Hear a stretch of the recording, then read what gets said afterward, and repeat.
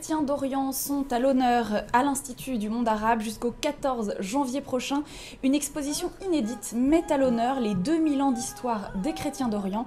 Une exposition qui résonne évidemment avec l'actualité dramatique des chrétiens au Proche et au Moyen-Orient sur des territoires soumis à des conflits régionaux meurtriers et aux violences perpétrées par des groupes djihadistes. Thierry Oberlé, grand reporter au Figaro, est avec nous. Bonjour Thierry. Bonjour. Merci d'être avec nous. Vous rentrez tout juste d'Irak, donc vous avez pu approcher notamment ces chrétiens d'Orient dont on parle aujourd'hui.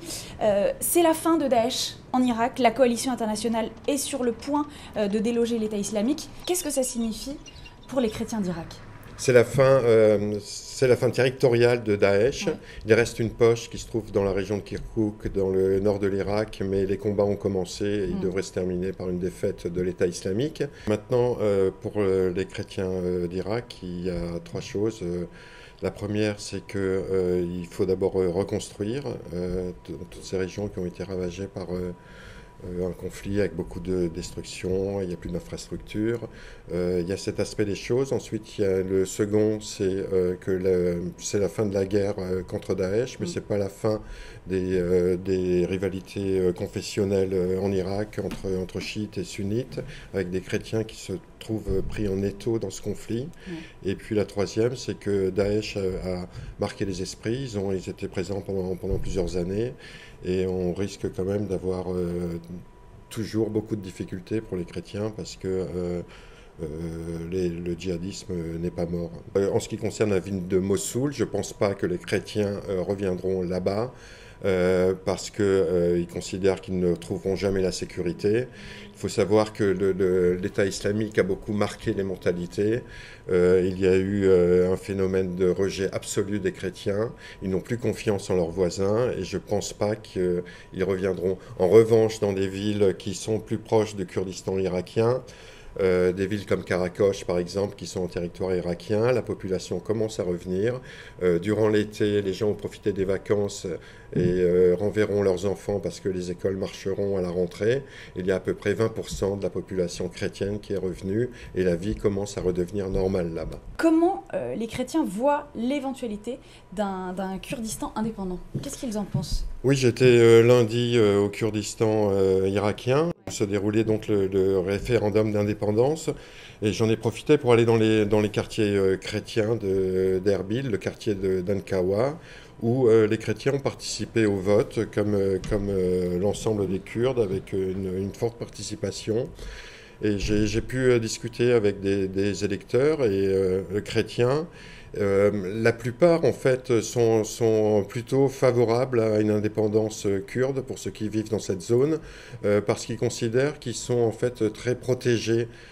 Certains arrivent de Bagdad, d'autres sont dans la région depuis plus longtemps, et tous nous disent que ici, on respecte leur religion, ils peuvent la pratiquer, et les chrétiens ont les mêmes droits que les Kurdes.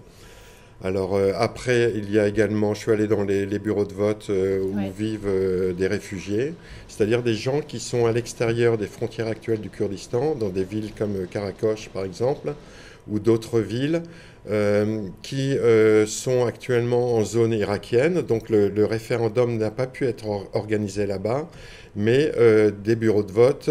Mais c'est des régions qui sont en fait aussi revendiquées par les Kurdes et donc qui risquent qui se trouvent au milieu du conflit.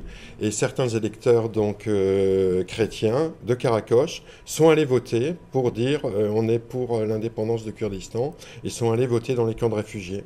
Maintenant, est-ce que c'est la majorité ? C'est très difficile à dire.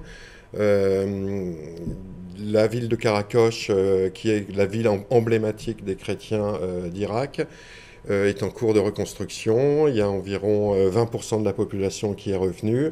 Ils vivent en zone irakienne et ils se trouvent pris un peu en étau entre les revendications des uns et des autres. Ouais. Est-ce que l'exode continue quand même pour ces chrétiens ? Qu'est-ce que vous avez perçu là-bas ?